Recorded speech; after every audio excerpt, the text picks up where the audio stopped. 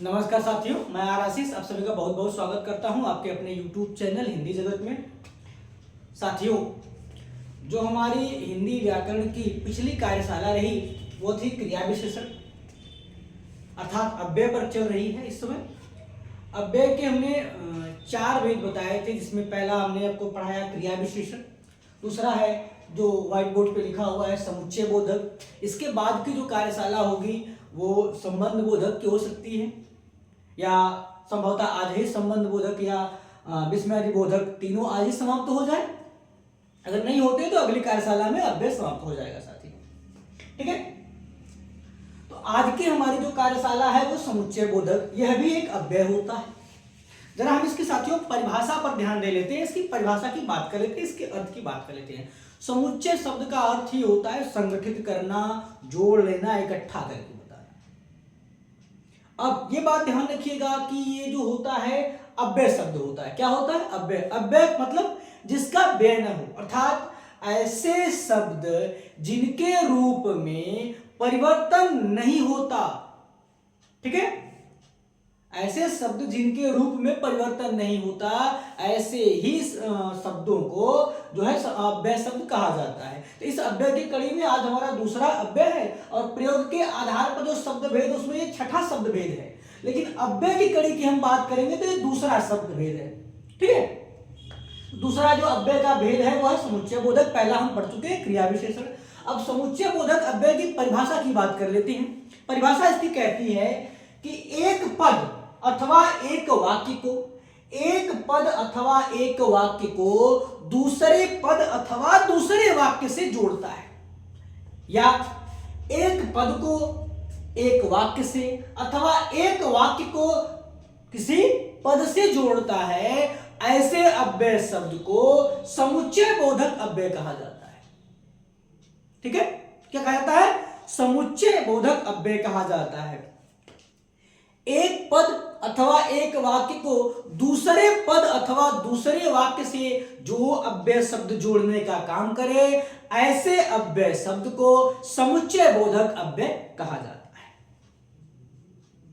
ठीक है। ये हमेशा पद और वाक्य को जोड़ करके ही काम करते हैं। इनका काम ही, इनकी पहचान आप इसी आधार पर कर पाएंगे कि ये जोड़ रहे हैं, ठीक है। पद वाक्य को जोड़ रहे हैं, अर्थ में कुछ भी हो सकता है, अर्थ में तोड़ने का हो, दूर करने का हो, तो अमर्थ की बात नहीं कर रहे हैं। ये पद बनावट में क्या करते हैं? उन्हें जोड़ने का काम करते हैं, वाक्य और पदों को, पदों अथवा वाक्य को।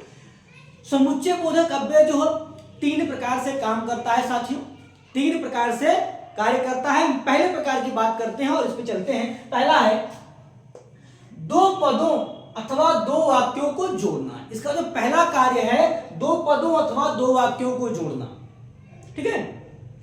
2 पद हैं या वाक्य उसमें है तो उसमें जोड़ सकता है, यानी एक से अधिक पदों को और वाक्यों को जो जोड़ने का काम करे, तो इसका एक काम जो है पहला कार्य है। जैसे पहले देखिएगा,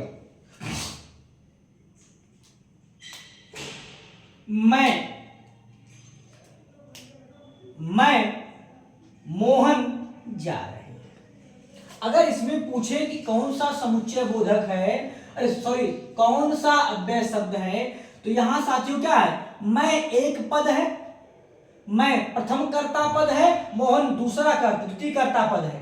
तो 2 पद आए हुए हैं, दोनों पदों को जोड़ करके एक वाक्य का निर्माण कर रहा है।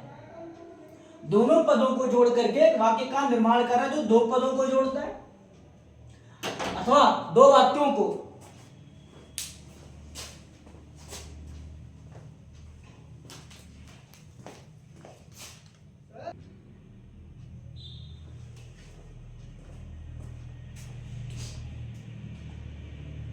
तो ध्यान दीजिएगा, प्रथम कर्ता पद और द्वितीय कर्ता पद, 2 पदों को जोड़ना, 2 पदों को जोड़ करके एक वाक्य का निर्माण कर रहा है। और दोनों पदों को जोड़ा कौन है? ध्यान दीजिएगा साथियों, और शब्द इन दोनों पदों को जोड़े रखा है। अब ये जो शब्द और लिखा है, इसे आप कहीं भी प्रयोग करेंगे, यह और इसी रूप में लिखा जाएगा, इसके रूप में हम परिवर्तन नहीं करते, ना तो होता है इसके रूप में परिवर्तन।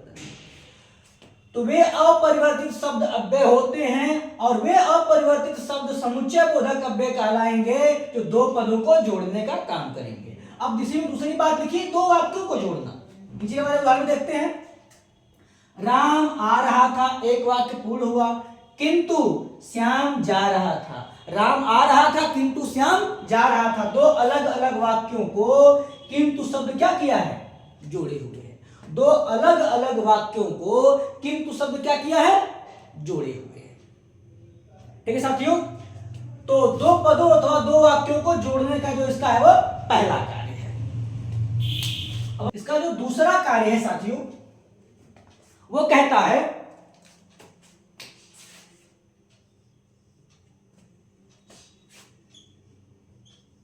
यह दिखाना कि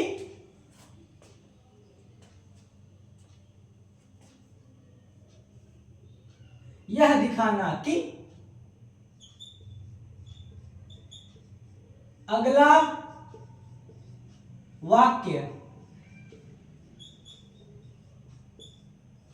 पिछले वाक्य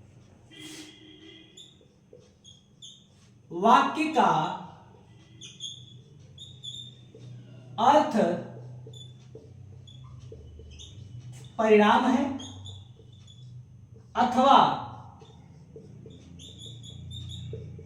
पिछला वाक्य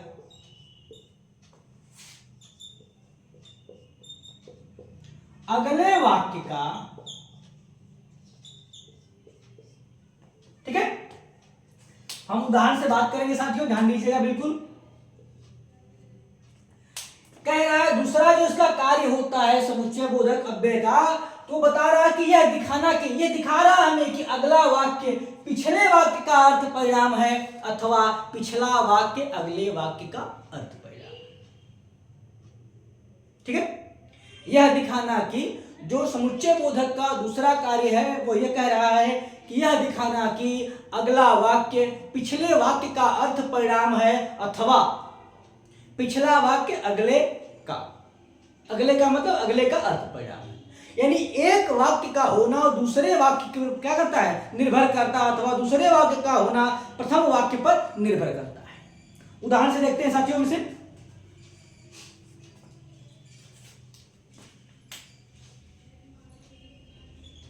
वह न केवल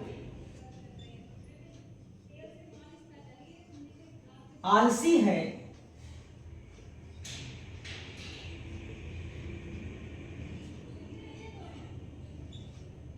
बल्कि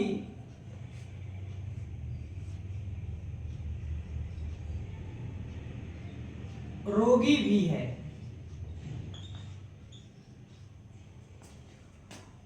वह न केवल आलसी है बल्कि रोगी भी है।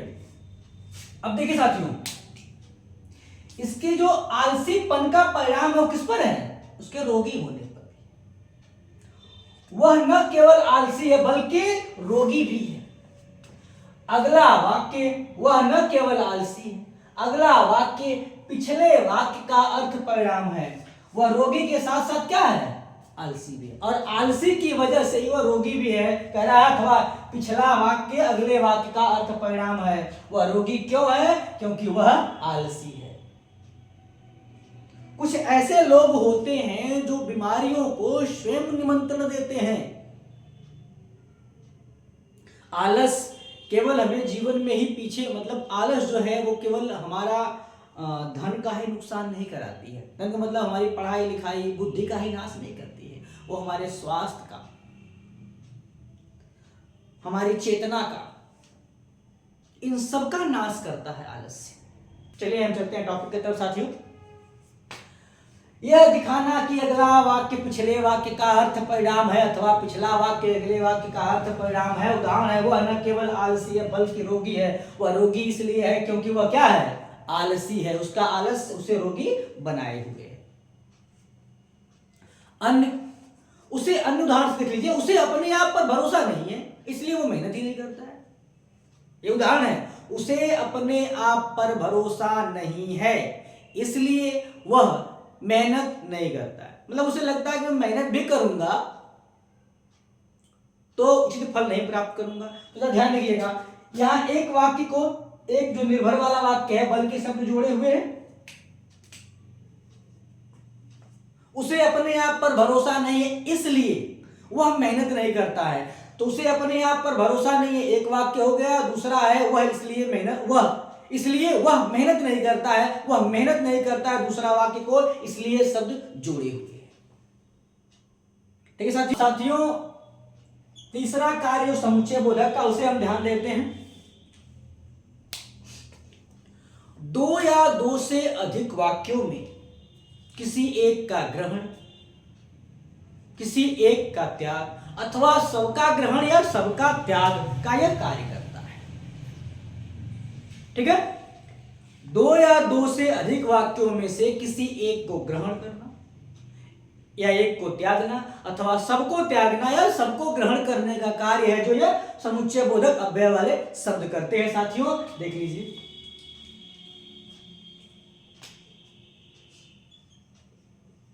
दो या अधिक वाक्य में से किसी एक का ग्रहण या त्याग या सबका त्याग या ग्रहण। ठीक है, सबका त्याग या ग्रहण। उदाहरण से साथियों हम इसे देखते हैं, समझने का पूरा प्रयास किया जाएगा।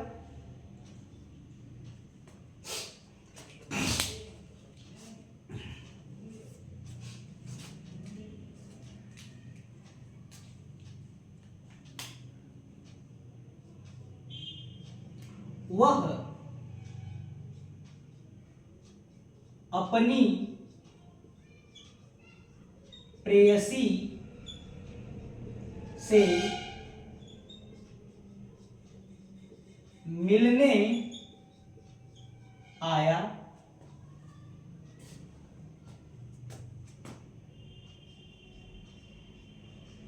मगर वह नाराज रही। वह अपनी प्रेयसी से मिलने आया मगर वह नाराज रही। इसमें क्या है? नाराजगी, त्याग का भाव चल रहा है। भाई वो मिलने आया, ये मिली नहीं, नाराज थी, मिली नहीं, दिख नहीं रहा है। और ये कौन साबित कर रहा है? ये साबित कर रहा है एक समुच्चय बोधक अव्यय लगा हुआ है मगर। ठीक है, अक्सर 3 4 5 साथी हम कहीं रहते हैं, खेल रहे हैं या कुछ भी कर रहे हैं, तो अक्सर उसमें कोई बुलावा लेके आता है ना कि भाई फला चले जाओ, तुम्हारे पिताजी तुम्हें ढूंढ रहे हैं या बड़े भैया ढूंढ रहे हैं किसी न किसी वजह से। तो वहां भी क्या है, उसके पीछे कारण छुपा होता है, त्याग का, ग्रहण का, कुछ देना होगा। जैसे मैंने कहा कि श्याम को भेज दो क्योंकि उसके पिताजी उसे मिठाई देना चाहते हैं या कोई काम देना चाहते हैं, तो ये ग्रहण का भाव हुआ। श्याम को वापस घर भेज दो क्योंकि उसके पिताजी उस पर नाराज है, किसी बात को लेकर नाराज है, तो यहां त्याग का भाव दिखेगा। ठीक है, तो यही है, दो या अधिक वाक्यों में से किसी एक का ग्रहण या त्याग, सबका त्याग हो सकता है, सबको ग्रहण कर लिया जा सकता है। तो प्रायः सबका त्याग और ग्रहण तो नहीं दिखाई पड़ता है, एक का ग्रहण और एक का त्याग ही दिखाई पड़ता है। ऐसे वाक्य जो हैं वो समुच्चय बोधक के जो कार्य के अंतर्गत आते हैं। हम चलते हैं इनके उदाहरण की तरह, कुछ और उदाहरण देखते हैं और समझने का प्रयास करते हैं। अब केवल उदाहरणों की बात करेंगे, तो रहे इनके कार्य साथियों, इनके उदाहरण किस किस प्रकार से कार्य करते हैं। देखिए, समुच्चय बोधक जो होता है साथियों, मुख्य रूप से जो होता है वो 2 प्रकार का होता है। एक समानाधिकरण होता है और एक होता है व्यतिकरण। तो ये तो अभी सामान्य परीक्षाओं में पूछे जाने वाली बात नहीं है साथियों, किंतु आप जान लीजिए कि समुच्चय बोधक अव्यय मुख्य रूप से दो प्रकार के होते हैं, समानाधिकरण और व्यधिकरण। हमको केवल यहाँ अव्यय शब्द की बात है, हम कुछ उदाहरण लिख रहे हैं, उन पे हम बात करते हैं साथियों। जैसे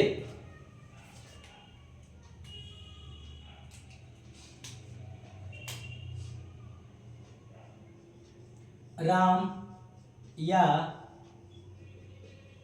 श्याम को भेजो।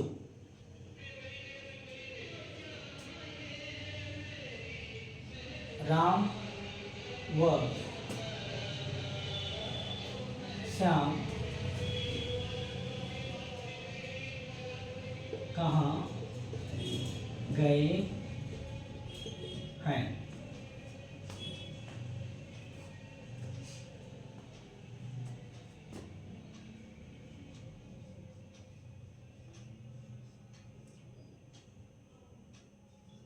सोहन घर जाए अथवा मोहन। ठीक है साथियों, जरा हम इन उदाहरणों की तरफ ध्यान देते हैं। जो उदाहरण यहां लिखे गए हैं, राम या श्याम, राम या श्याम को ये जोड़ने का अवश्य काम कर रहा है, किंतु ये इस पद को जोड़ रहा है। हम अर्थ की बात करेंगे तो किसी एक को ही ग्रहण करना है। तीसरा क्या था? तीसरा कार्य समुच्चय बोधक का यही है कि दो या दो से अधिक वाक्यों या पदों में किसी एक को ग्रहण, त्याग इत्यादि का भाव दिखाई पड़ता है। राम या श्याम को भेजो, मतलब इसमें से किसी एक को ही भेजना, दोनों को नहीं भेजना है। एक का ग्रहण एक का त्याग हुआ और ये काम करा रहा है व्यासन, तो ये विभाजक का भी काम कर रहा है। अगर देखिए, राम व श्याम कहाँ गए हैं? राम व श्याम, अब इन दोनों को केवल जोड़ने का काम कर रहा है, केवल जोड़ने का काम कर रहा है। समुच्चय का अर्थ ही होता है जोड़ना, और ये अर्थ में भी जोड़ रहा है।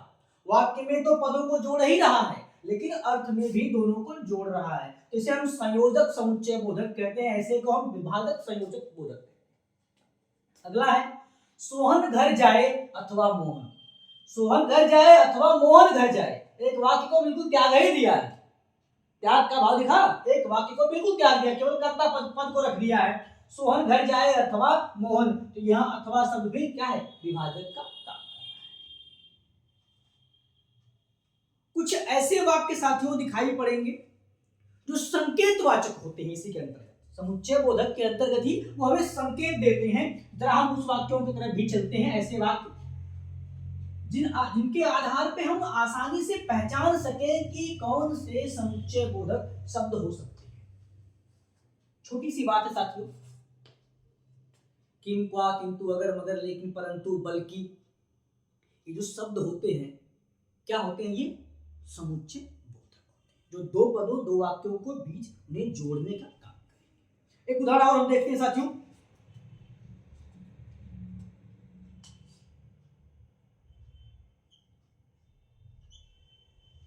यदि वह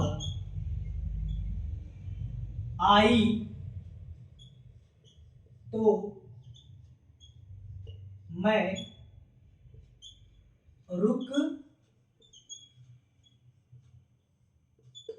जाऊंगा।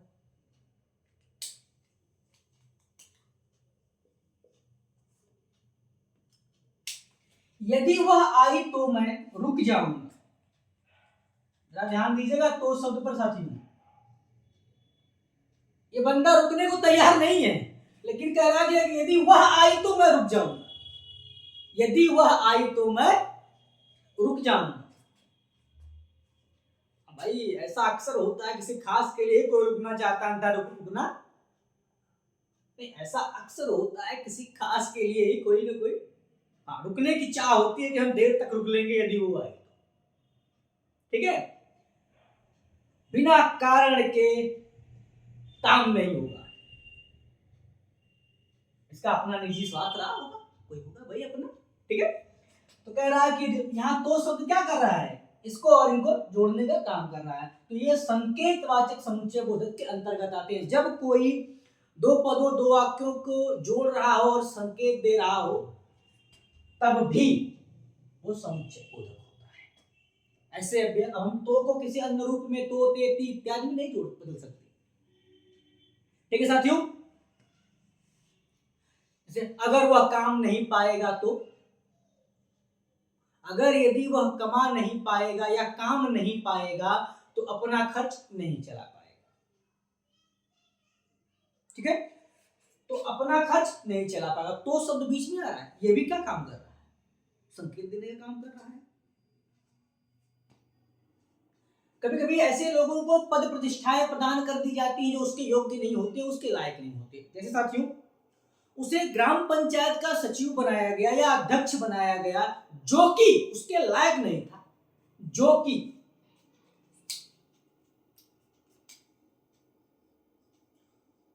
उसे ग्राम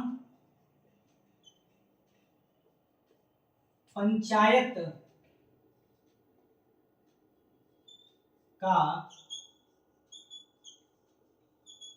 अध्यक्ष चुना गया